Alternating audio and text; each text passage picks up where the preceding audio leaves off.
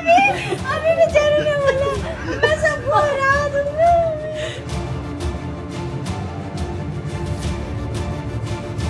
कश्मीर के पहलगाम में मानो पल भर में सैकड़ों परिवारों की जिंदगियां बदल गई। लोगों के रोते बिलखते बदहवास उस वक्त के खौफनाक मंजर को बताती कई वीडियोस अब सामने आ रहे हैं, तो मानो हर कोई हिल जा रहा है। फिर क्या आम शख्स, बल्कि बड़े बड़े दिग्गज और सियासतदान भी। सीएम योगी भी इस घटना से भावुक नजर आए और इस टेररिस्ट अटैक में मारे गए कानपुर के शुभम के पिता को कॉल कर कह डाली बड़ी बात। क्या बोले सीएम?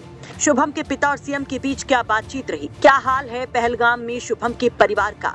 ये सब हम आपको बताएंगे, लेकिन पहले इन तस्वीरों को देखिए।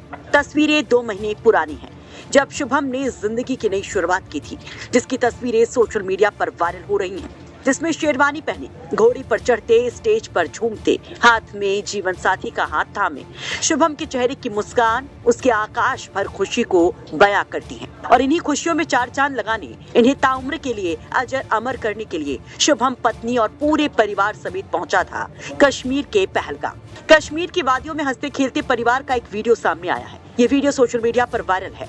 वीडियो में शुभम अपने परिवार के साथ हंसते खेलते होटल के कमरे में दिखाई देता है। दावा किया जा रहा है कि ये वीडियो हमले से ठीक 1 दिन पहले यानी 21 अप्रैल का है, जब शुभम और उसका परिवार होटल के कमरे में खुशियों के कुछ पल साथ बिता रहे थे। इस वीडियो में शुभम के आखिरी शब्द थे, मैं सबको हरा दूंगा। लेकिन हरा नहीं पाया शुभम तकदीर के लिखे को, और पहलगाम उसकी जिंदगी का आखिरी पड़ाव बन गया। अब जब शुभम द्विवेदी आतंकी हमले में मारे गए, तो गम और सवालों के बीच में संवेदनाओं और सियासत का दौर भी शुरू हो गया है। एक ओर शुभम के घर पर बड़े राजनेताओं और अधिकारियों का जमघट लग रहा है, तो वहीं दूसरी ओर खुद सीएम योगी ने शुभम के पिता से बात की। सीएम योगी ने शुभम के पिता को कॉल किया और संवेदना व्यक्त की। सीएम ने शुभम के पिता संजय द्विवेदी से जो बात की, उसे सोशल मीडिया पर भी शेयर किया। एक्स पर इसकी जानकारी दी। सीएम योगी ने लिखा, जम्मू कश्मीर के पहलगाम में कायरतापूर्ण आतंकी हमले में जनपद कानपुर के शुभम द्विवेदी जी का निधन अत्यंत दुखद है। आज दूरभाष पर उनके पिता श्री संजय द्विवेदी जी से बात कर अपनी संवेदनाएं व्यक्त की। दुख की इस घड़ी में उत्तर प्रदेश सरकार पूरी प्रतिबद्धता से परिवार के साथ खड़ी है। प्रदेश के संबंधित अधिकारियों को पार्थिव शरीर को सासम्मान कानपुर पहुंचाने हेतु निर्देशित किया है। प्रभु श्री राम से प्रार्थना है कि दिवंगत आत्मा को अपने श्री चरणों में स्थान व शोकाकुल परिजनों को ये अथाह दुख सहने की शक्ति दे। आपको बता दें कि शुभम अपनी पत्नी, पिता, माँ, बहन, जीजा और सालियों के साथ परिवार के कुल 10 लोगों के साथ कश्मीर घूमने गया था। कल जैसे ही खबर आई शुभम के मारे जाने की, तो घर पर लगने लगा रिश्तेदारों, पड़ोसियों का जमघट। बड़े बड़े अधिकारी से लेकर सियासतदान भी पहुंचने शुरू हो गए। विधानसभा के अध्यक्ष सतीश महाना भी पहुंचे।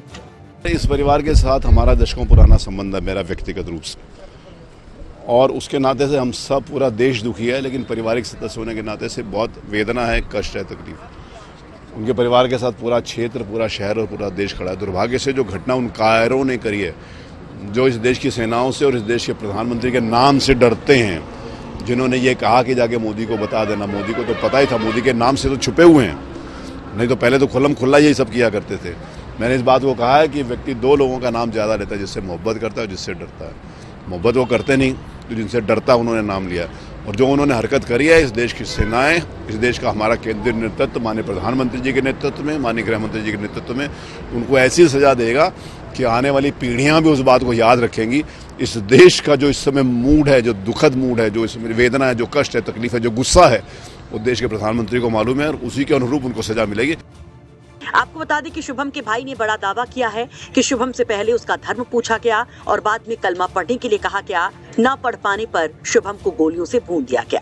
पूरा परिवार भी पहलगाम में ही था, पर घुड़सवारी करते हुए कुछ लोग ही ऊपर गए थे, जिसमें भैया और भाभी साथ में बैठ करके वहाँ पर मैगी वगैरह खा रहे थे। तो भाभी ने ये बताया कि वहाँ पर 2-3 लोग अंदर आए जो कि वर्दी में थे, यूनिफॉर्म में थे, और उन्होंने आते ही भैया से पूछा कि क्या तुम मुसलमान हो। तो बहुत ही मतलब अजीब सा ये क्वेश्चन था उनके लिए, तो उन्होंने बहुत बिल्कुल नेगलेक्ट किया उसको।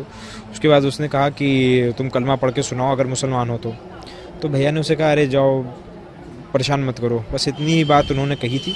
इसके बाद उसने तुरंत शूट कर दिया और फिर बंदूक भाभी के सर पर रखी और उनसे कहा कि हम तुम्हें इसलिए छोड़ रहे हैं ताकि तुम जा कर के अपनी सरकार को बताना कि हमने तुम्हारे पति के साथ क्या किया। दरअसल पहलगाम से 6 किलोमीटर दूर स्थित पर्यटन स्थल वेस्टर्न घाटी में मंगलवार को यह आतंकी अटैक हुआ। दोपहर में पर्यटक यहां पर घूम रहे थे। इसी बीच दोपहर 2:45 पर करीब 6 आतंकी पहुंचे और अलग अलग जगहों पर अटैक शुरू कर दिया। आतंकियों ने वहां मौजूद 45 पर्यटकों के समूह पर गोलियां बरसाई, जिसमें से 28 की जान चली गई, जबकि 17 से ज्यादा लोग घायल हैं। मरने वालों में 2 स्थानीय नागरिक भी शामिल हैं। आतंकी हमले के बाद जम्मू कश्मीर से लेकर दिल्ली तक हाई अलर्ट है। अगर आप हमारा वीडियो YouTube पर देख रहे हैं तो चैनल को सब्सक्राइब करें और बेल आइकन को दबाएं। यदि आप हमारा वीडियो Facebook पर देख रहे हैं तो पेज को लाइक और फॉलो करें। धन्यवाद।